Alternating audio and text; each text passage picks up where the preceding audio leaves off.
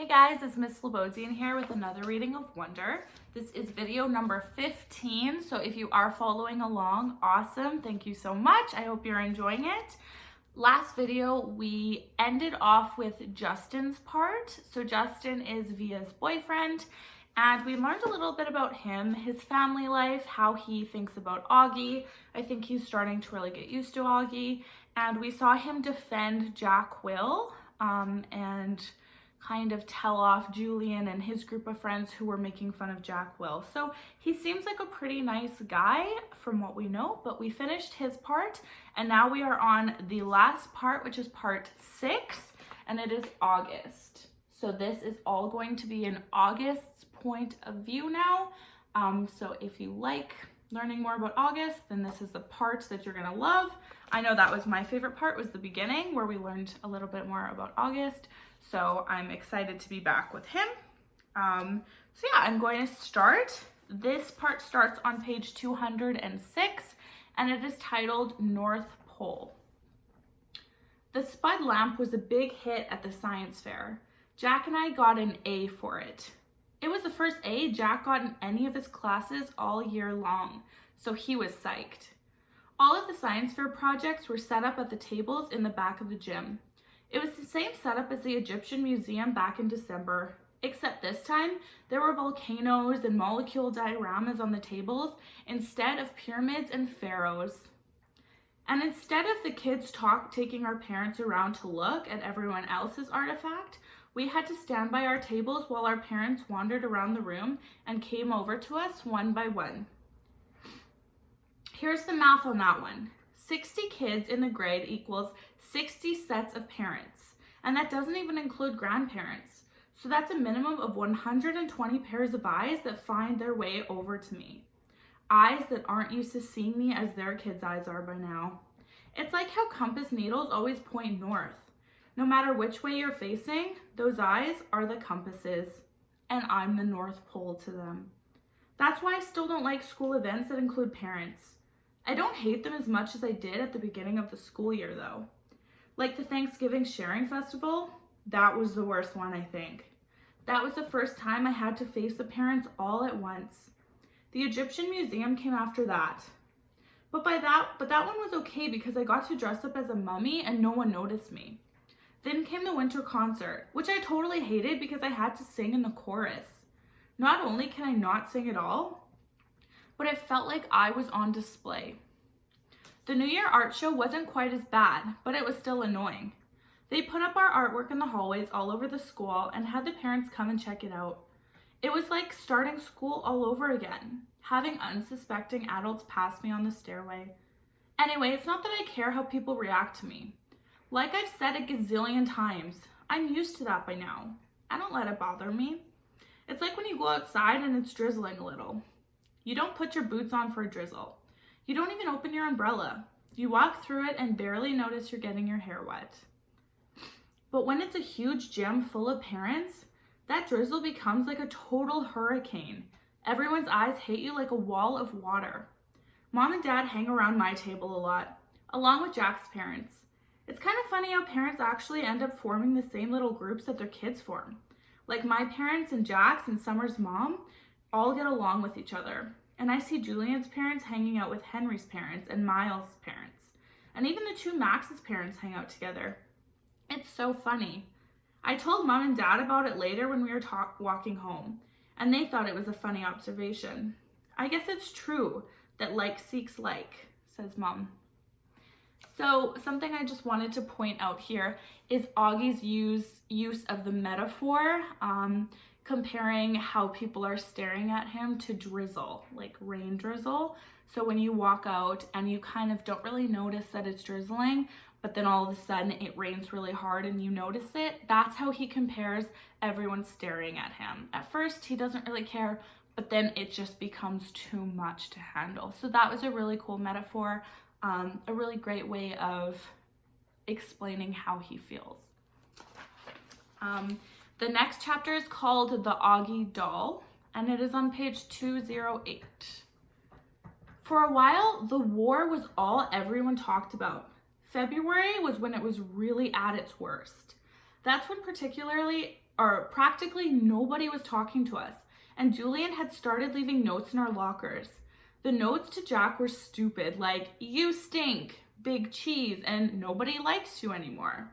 I got notes like "freak," and another one said, "Get out of our school, orc." Summer thought we should report the notes to Miss Rubin, who was the middle school dean, or even Mr. Tushman, but we thought that would be like snitching. Anyway, it's not like we didn't leave notes too, though ours weren't really that mean. They were kind of funny and sarcastic. One was, "You're so pretty, Julian. I love you. Will you marry me? Love, blah." Another was, "Love your hair. XOXO, blah." Another one was, "You're a babe. Tickle my feet. XO, blah." Blah was a made-up person that me, Jack, and Summer came up with. She had really gross habits, like eating the green stuff in between her toes and sucking on her knuckles. Then we figured somebody like that would have a crush on Julian, who looked and acted like the same way. Someone in a Kids Pop commercial. There was also a couple of times in February when Julian, Miles, and Henry played tricks on Jack. They didn't play tricks on me. I think because they knew if they got caught bullying me, it would be a big time trouble for them. Jack, they figured, was an easier target. So one time they stole his gym shorts and they played monkey in the middle with them in the locker room. Another time, Miles, who sat next to Jack in homeroom, swiped Jack's worksheet off his desk, crumpled it up into a ball, and tossed it across the room to Julian. This wouldn't have happened if Miss Petosa had been there, of course, but there was a substitute teacher there that day, and subs never really notice what's going on. Jack was good about that stuff. He never let them see he was upset, though I think sometimes he was. The other kids in the grade knew about the war, except for Savannah's group. The girls were neutral at first, but by March they were getting sick of it, and so were some of the boys. Like another time when Julian was dumping some pencil sharpener shavings into Jack's backpack, Amos, who was usually right there with them, grabbed the backpack out of Julian's hand and returned it to Jack. It was starting to feel like the majority of the boys weren't buying into Julian anymore. Then a few weeks ago, Julian started spreading this ridiculous rumor that Jack had hired some hitman to get him and Miles and Henry. That lie was so pathetic that people were actually laughing about him behind his back. At this point, any boys who still had been on his side had now jumped ship and were clearly neutral. So by the end of March, only Miles and Henry were on Julian's side. And I think even they were getting tired of the war by then.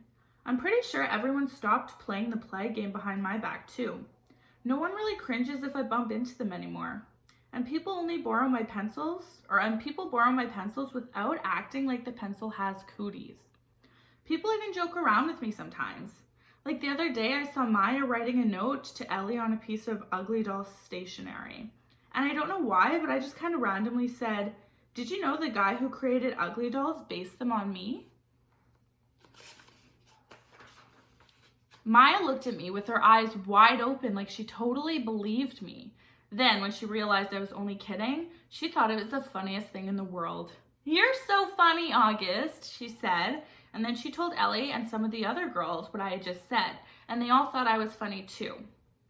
Like at first they were shocked, but then when they saw I was laughing about it, they knew it was okay to laugh about it too. And the next day I found a little Ugly Doll keychain sitting on my chair with a nice little note for Maya that said, "For the nicest Auggie doll in the world, XO Maya." 6 months ago, stuff like that would never have happened, but now it happens more and more. Also, people have been really nice about the hearing aids I started wearing. Okay, so that was the end of that chapter. Like I've mentioned a few videos before, Auggie is totally okay with making fun of himself, poking fun at the things that other people say behind his back. And I think as that becomes more out in the open, kids become he becomes more relatable, and kids are, they realize that, okay, we can joke about it, and it doesn't have to be in a mean way, and it's kind of like bringing it out into the open, and I think that's actually working in his benefit. So that's good for him that he can kind of make fun of himself a little bit. The next chapter is called Lobot, and it is on page 211.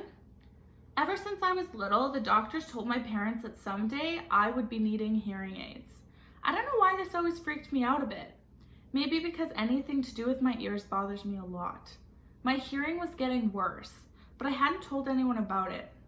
The ocean sound that was always in my head had been getting louder.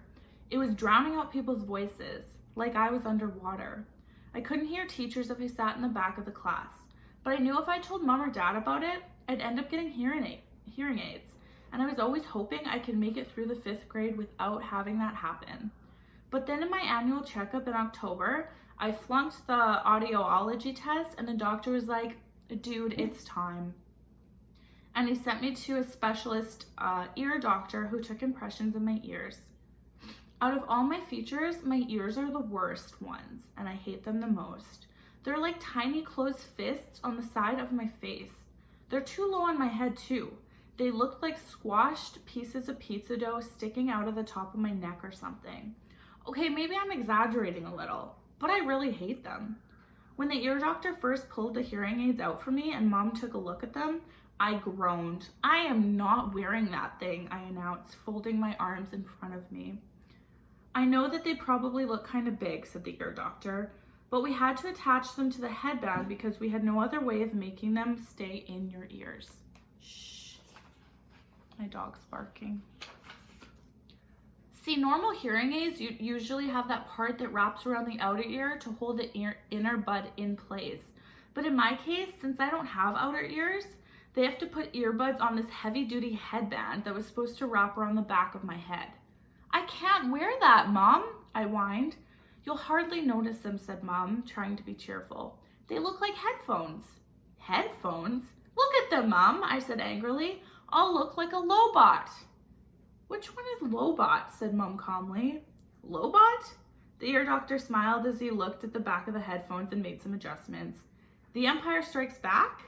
The bald guy with the cool bionic radio transmitter thing that wraps around the back of his skull? I'm drawing a blank, said Mom. You know Star Wars stuff? I asked the ear doctor. No Star Wars stuff, he answered, slipping away the thing over his head. I practically invented Star Wars stuff. He leaned back in his chair to see how the headband would fit as he took it off again. Now, Auggie, I want to explain this all to you, he said, pointing to the different parts of the hearing aids. This curved piece of plastic over here connects to the tubing on the ear mold. That's why we took those impressions back in December. Now, this is the part that goes inside your ear and fits nice and snug. This part is called the tone hook, okay? And this thing is the special part we've attached to this cradle here. The Lobot part, I said miserably. Hey, Lobot is cool, said the ear doctor. It's not like we're saying you're gonna go look like Jar Jar, you know? That would be bad. He slid the earphones on my head again carefully. There you go, August. So how's that? Totally uncomfortable, I said. You'll get used to them very quickly, he said. I looked in the mirror. My eyes started tearing up. All I saw were these tubes jutting from the side out of the side of my head, like antennas. Do I really have to wear this, Mom? I said, trying not to cry. I hate them. They don't make any difference. Give it a second, buddy, said the doctor. I haven't even turned them on yet. Wait till you hear the difference. You'll want to wear them. No, I won't. And then he turned them on. Okay, so that was an interesting chapter where Auggie compared himself to a Star Wars character, but the ear doctor kind of turned it around and made it seem like he was really cool for having them. So I think that was really great of the ear doctor to do. The next chapter is called Hearing Brightly. Wonder what that's about. And it's on page 214. How can I describe what I heard when the doctor turned on my hearing aids? Or what I didn't hear? It's too hard to think of words. The ocean just wasn't living inside my head anymore. It was gone. I could hear sounds like shiny lights in my brain. It was like when you're in a room with one of those light bulbs on the ceiling that isn't working, but you don't realize how dark it is until someone changes the light bulb, and then you're like, whoa, it's so bright in here. I don't know if there's a word that means the same as bright in terms of hearing, but I wish I knew one, because my ears were hearing brightly now. How does it sound, Auggie? Said the ear doctor. Can you hear me okay, buddy? I looked at him and smiled, but I didn't answer. Sweetie, do you hear anything different? Said Mom. You don't have to shout, Mom, I nodded happily. Are you hearing better? Asked the ear doctor. I don't hear that noise anymore, I answered. It's so quiet in my ears. The white noise is gone, he said, nodding. He looked at me and winked. I told you you'd like what you heard, August. He made more adjustments on the left hearing aid. Does it sound very different, love? Mom asked. Yeah, I nodded. It sounds lighter. That's because you have bionic hearing now, buddy, said the ear doctor, adjusting the right side. Now touch here. He put my hand behind the hearing aid. Do you feel that? That's the volume. You have to find the volume that works for you. We're going to do that next. Well, what do you think? He picked up a small mirror and had me look in the big mirror at how the hearing aids looked in the back. My hair covered most of the headband. The only part that peeked out was the tubing. Are you okay with your new bionic Lobot hearing aids? The ear doctor asked, looking in the mirror at me. Yeah, I said. Thank you. Thank you so much, Dr. James, said Mom. The first day I showed up with the hearing aids at school, I thought the kids would make a big deal about it, but no one did. Someone was glad I can hear better, and Jack said it made me look like an FBI agent or something. But that was it. Mr. Brown asked me about it in English class, but it wasn't like, what the heck is that thing around your head? It was more like, if you need me to repeat anything, Auggie, make sure you tell me, okay? Now that I looked back, I don't know why I was so stressed about this all the time. Funny how sometimes you worry a lot about something and it turns out to be nothing. That is a good point. I need to follow that more. The next chapter is called Via's Secret, and it is on page 216, and it's just like 3/4 of a page. It's a very short chapter. A couple of days after spring break ended, Mom found out that Via hadn't told her anything about the school play that was happening in her high school the next week, and Mom was mad. Mom didn't really get mad much, though Dad would disagree with that, but she was really mad at Via for that. She and Via got into a huge fight. I could hear them yelling at each other in Via's room. My bionic Lobot ears could hear everything Mom was saying. But what is it with you lately, Via? You're moody? You're angry? You're secretive? What is so wrong with me not telling you about a stupid play? Via practically screamed. I don't even have a speaking part in it. Your boyfriend does. Don't you want us to see him in it? No, actually, I don't. Stop screaming. You screamed first. Just leave me alone, okay? You've been really good about leaving me alone my whole life. So why do you choose high school to suddenly be interested? I have no idea. Then I don't even know what Mom answered because it got all very quiet. And even my bionic Lobot ears couldn't pick up a signal. So why is Via so angry? And if you think back to why Via doesn't want her mom at the play, in case you forgot, I will refresh your memory. Via is embarrassed about Auggie showing up at her high school. In middle school, everyone knew about Auggie and they would always talk about her. And she didn't want that in high school. So a lot of people didn't know about him in high school and she wanted to keep it that way. And she felt really ashamed for feeling that way, but that is how she felt. So I think that is why Via is so upset. The next chapter is called My Cave, and it's on page 217. By dinner, they seemed to have made up. Dad was working late. Daisy was sleeping. She'd thrown up a lot earlier that day, and Mom made an appointment to take her to the vet the next morning. There were 3 of us sitting down and no one was talking. Finally, I said, "So are we going to see Justin in a play?" Via didn't answer but looked down at her plate. "You know, Auggie," said Mom quietly, "I hadn't realized what play it was, and it really isn't something that would be interesting to kids your age." "So I'm not invited?"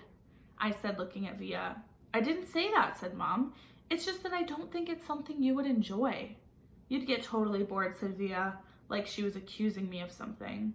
"Are you and Dad going?" I asked. "Dad'll go," said Mom. "I'll stay home with you." "What?" Via yelled at Mom. "Oh, great, so you're not going to punish me for being honest by not going?"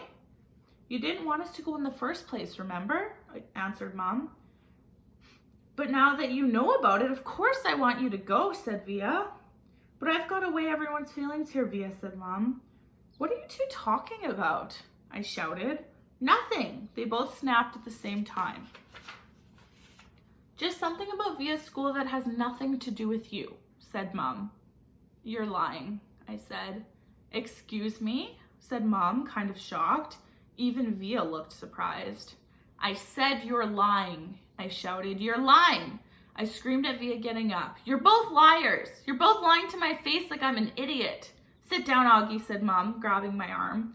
I pulled my arm away and pointed at Via. You think I don't know what's going on, I yelled. You just don't want your brand new fancy high school friends to know your brother's a freak. Auggie, Mom yelled, that's not true. Stop lying to me, Mom, I shrieked. Stop treating me like a baby. I'm not retarded. I know what's going on. I ran down the hallway to my room and slammed the door behind me so hard that I actually heard little pieces of the wall crumble inside the door frame. Then I plopped onto my bed and pulled the covers over my head. I threw my pillows over my disgusting face, and then I piled my stuffed animals on top of the pillows like I was inside a little cave. If I could walk around with a pillow over my face all the time, I would. I don't even know how I got so mad. I wasn't really mad at the beginning of dinner. I wasn't even sad, but then all of a sudden it just kind of exploded out of me. I knew Via didn't want me to go to her stupid play, and I knew why. I figured Mom would follow me into my room right away, but she didn't. I wanted her to find me inside of the cave of stuffed animals, but I waited a little more. But after 10 minutes, she still didn't come in after me. I was pretty surprised. She always checks on me when I'm in my room, upset about stuff. I pictured Mom and Via talking about me in the kitchen. I figured Via was really sorry. I pictured Mom totally laying out all the guilt, and Dad would be mad at her when he came home too. I made a little hole in the pile of pillows and stuffed animals that peeked out of the clock on the wall. Half an hour had passed and Mom still didn't come into my room. I tried to listen for the sounds in the other rooms. Were they still having dinner? What was going on? Finally, the door opened. It was Via. She didn't even bother coming over to my bed, and she didn't come in softly like I thought she would. She came in quickly. Okay, I'm going to read one more chapter, and it's titled Goodbye on page 220. Auggie, said Via, come quick. Mom needs to talk to you. I'm not apologizing. This isn't about you, she yelled. Not everything in the world is about you, Auggie. Now hurry up. Daisy's sick. Mom's taking her to the emergency vet. Come say goodbye. I'm not gonna like this chapter. I pushed the pillows off my face and looked up at her. That's when I saw she was crying. What do you mean goodbye? Come on, he said, holding out her hand, she said. I took her hand and followed her down the hall to the kitchen. Daisy was lying down sideways on the floor with her legs straight out in front of her. She was panting a lot, like she had been running in the park. Mom was kneeling beside her, stroking the top of her head. What happened, I said. She just started whimpering all of a sudden, said Via, kneeling down next to me. I looked down at Mom, who was crying too. I'm taking her to the animal hospital downtown, she said. The taxi's coming to pick me up. The vet'll make her better, right? I said. Mom looked at me. I hope so, honey, she said quietly, but I honestly don't know. Of course he will, I said. Daisy's been sick a lot lately, Auggie, and she's old. But they can't fix her, I said, looking at Via to agree with me, but Via wouldn't look up. Mom's lips were trembling. I think it might be time that we say goodbye to Daisy, Auggie. I'm sorry. No, I said. We don't want her to suffer, Auggie, she said. The phone rang. Via picked it up. Okay, thanks, she said, and then hung up. The taxi's outside, she said, wiping the tears from her face from the back of her hands. Okay, Auggie, open the door for me, sweetie, said Mom, picking up Daisy very gently, like she was a huge, droopy baby.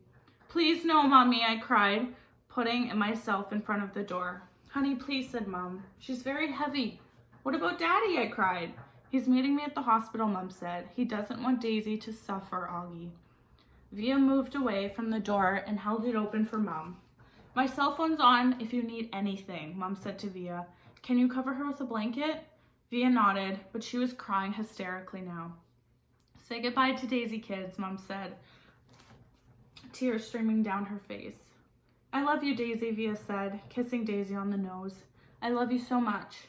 Bye, little girlie, I whispered in Daisy's ear. I love you.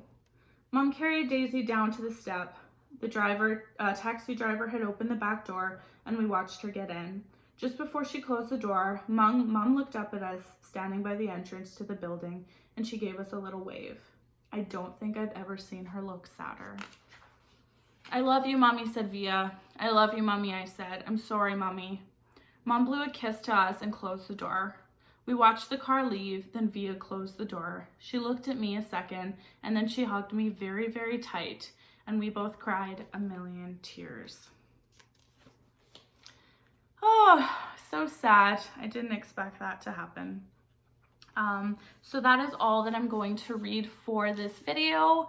I hope you enjoyed it. I know it was a little bit sad, so it can be hard to read things like that sometimes. But I hope you have a really great rest of your day. Stay safe, stay healthy, and I will see you in the next video. Bye.